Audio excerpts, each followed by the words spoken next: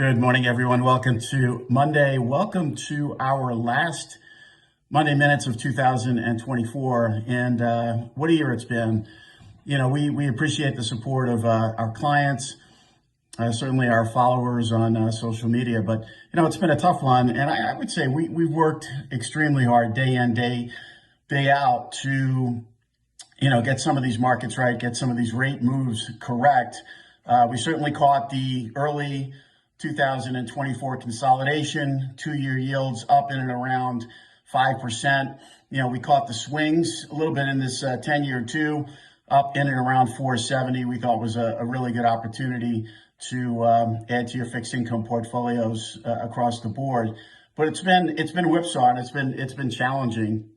As we look ahead this week, certainly now that we're past the election, we looked at the inflation numbers. If you go back to early 2024 and even early 2023, the seasonal factors with the inflation numbers to begin these past 2 years, in particular in 2024, it's certainly what broke the Fed's cadence coming out of 2023, something to be mindful for. This week, looking for a 0.3 print, but certainly heading into early 2025, something to look out for, especially now with the spirit of, fiscal change. There's talk of tariffs, inflationary, not inflationary. We'll be out with a white paper this week talking about some of these tariff dynamics, some of the history around it, our thoughts there on tariffs and the U.S. Treasury market. But in general, a couple of things, right? The Fed next week, we're largely priced for 25. We think it's a closer call than what the market is pricing, but we'll certainly look for Wednesday's data and see how that shakes out. The Fed will take CPI, extrapolate that to PCE because we won't have that PCE reading before next week's Fed meeting. But the reality is, heading into the blackout period, certainly a spirit of caution, gradualism, which to us makes sense. Earlier in the year, we highlighted that SOFR 2025 level in and around 280. The Fed is not entirely sure where this neutral rate lies, right? We have to work through it, and we've talked about that. How do we get there over time? Well, you get there by probing, and now it's going to be probing at a slower pace. Summary of economic projections next week. Look, we do expect the Fed to continue. We call it lower but slower is the motto that we've given it. So we will see a pathway that continues to be lower in rate, but you'll see those rate cuts now spread out over the next year to 2 years. As the Fed not only works through the dynamics of the current economy, certainly Chair Powell saying we're not going to extrapolate on the fiscal side, but we do know that change is coming. These are two administrations that have very, very different philosophies in terms of how to go about business. Now we have DOGE, and at the same time, we get the employment number on Friday, and a lot of the job growth that we've been seeing has been on the government side. So we would expect a shift from the government side to the private sector, but let's keep in mind, this doesn't happen with the flip of a switch.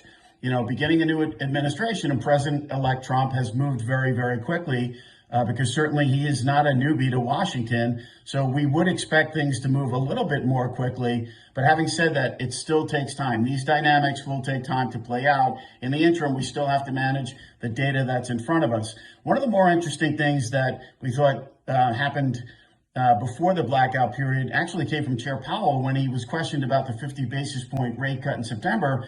And he said, well, we actually think we know the economy is stronger now than it was in September. And that's been priced in the rate spectrum really across the curve, with the yield curve not really moving all that much.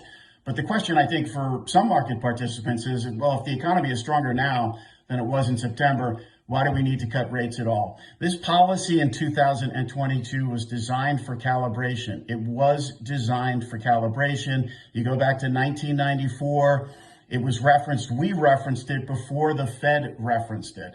It was designed for calibration, the 75 basis point hikes, shaving a little bit off each of those 4 hikes gets you to roughly 100 basis points of calibration, something we've talked about from the beginning of 2024.